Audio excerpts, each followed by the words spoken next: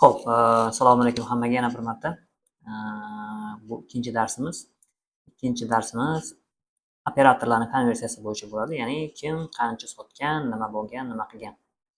Biza hozir eng yaxshi operatorni aniqlaymiz. Kimga ko'proq lead berishimiz kerakligini bilib olishimiz kerak.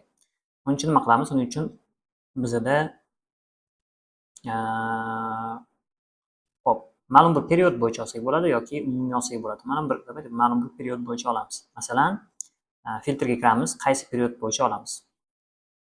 Hop, bugunni olamiz. Yoki kechaniki, yoki kechadan oldingi, yoki 3 kun farqi yo'q. Demak, men bugunni oldim. Endi men operatorni sotuvini tahlil qilmoqchiman. Shuning uchun menga ortiqcha narsalar kerak emas. Faqat sotib oldi va sotib olmadini men hal qilishim kerak. Ikkalasini olishim kerak. Endi bu yerda создание bor, закрытие bor. Biz закрытие bo'yicha olamiz har doim.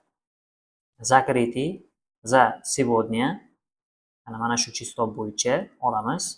Va bizlar sotib oldi va sotib olmadi. Ya'ni ikkita etapni olamiz. Bu etaplar hozir shart emas.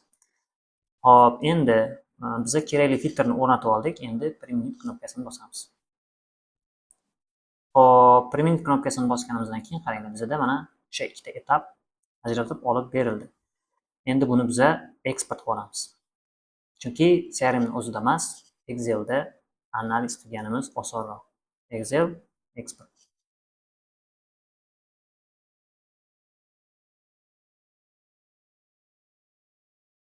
Bizga faylimiz chiqdi, yuklab oldik va ochamiz. Hop, reaktorni razрешить. Hop, endi bu ko'pchilikka masalan tushunarsiz qanaqadir Excel tablitsa bo'lishi mumkin, lekin buni kerakli tushunarli Excel tablitsaga aylantirib olamiz. Hop, demak, bizda tablitsamiz kelib chiqdi. Endi bundan biza nima yasaymiz? Bundan сводный отчет qilamiz. Stavka, mana. Stavkasi и сводный tablitsa. Hop, tablitsamizni belgilab oldik. Bizga yangi okno ochib beradi. Mana. Hop, endi bu yerdan nimalarga e'tibor beramiz, nima qilamiz? Demak, birinchi kerak bo'ladigan narsa biza отчетni, ya'ni hisobotni operatorlar bo'yicha qilayotganimiz uchun biza ответственныйni strokga qo'yib qo'yamiz. Operator 1, operator 2, operator 3 bo'ldi. Endi bizga nima kerak? Сделкаlarni soni kerak. Ya'ni biza bilishimiz kerak, nechta сделка har bitta operator nechtadan sotdi. Eng zo'r varianti bu ID. ID har bitta сделка uchun bitta bo'ladi. O'shaning uchun ID ni значениеga qo'ysak bo'ladi. Xo'p, endi buni tipini ham belgilab ketishimiz kerak. Summa emas, bizga количествоsi kerak. Summani qo'ysak, hammasini qo'shib olyapti ID ni, количествоni qo'ysak, har bittasini bittadan deb oladi. Mana qarang. Birinchi operatorda 133 ta, ikkinchi operatorda общий yopilgan сделкалар 306 ta va uchinchi operatorda 146 ta. Hop, endi keyingi masala, demak bu umumiy сделкаlarning soni bo'ladi endi. Umumiy сделкаlarning soni bo'ladi. Hop, shundan biza sotilganini ajratib olishimiz kerak. Sotilganini ajratib olish uchun yana o'sha nimani qo'ysak bo'ladi. Deylik, keyin название сделкani qo'yamiz.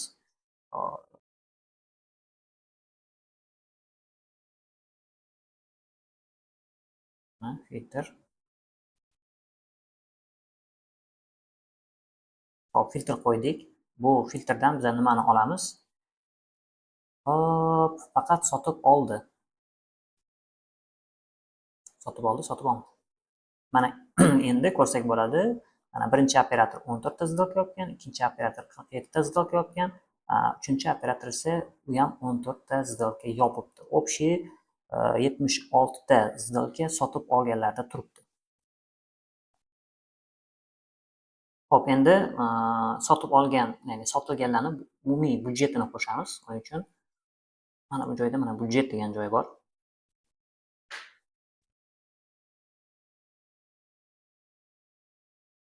Budjet qo'shdik. Endi bu ham количествоda qolib ketdi. O'shaning uchun buni summaga qo'yamiz. Mana.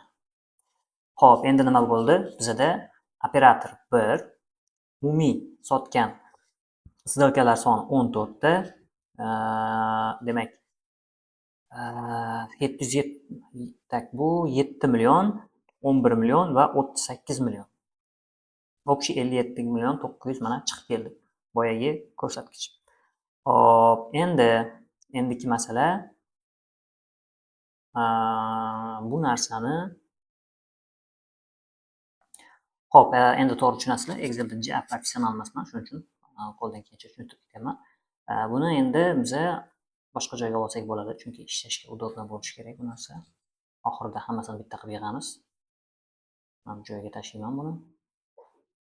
Keyin sal ko'rinishini to'g'rilab olamiz ozgincha. Endi nima qilishimiz kerak? Endi demak biza buni belgilab nomini o'zgartirib chiqaramiz. Demak, operator bo'ladi. Keyinchisi sotuv soni. Undan keyin sotuv summasi. Umumiy. Xo'p, endi bu yoqda o'rta chek.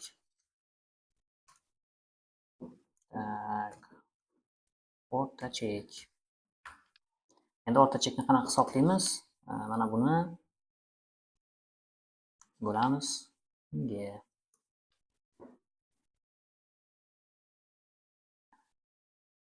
Xo'p, endi buni mana buni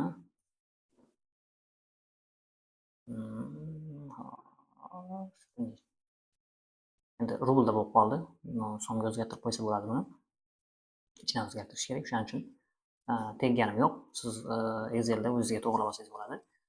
Demak, operator 1 14 ta sotuv, jami sotuv hop 7 million 700 ming, o'rta chek 550 ming. Hop, endi operator 2 da 847 ming, operator 3 da esa 842 ming. Demak, bu ularni o'rtacha cheki. Hop, endi buni sal chiroyliroq qo'ysak bo'ladi, mana qilib. Hop, endi sal-pal o'zgardi. Mana buni ham o'zgartirib qo'yish mumkin. Ana. Hop, nima bo'ldi bizada?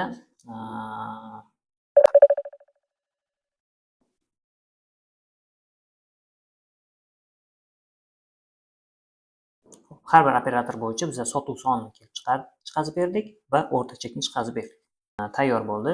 Endiki masala ularni konversiyasini chiqaramiz.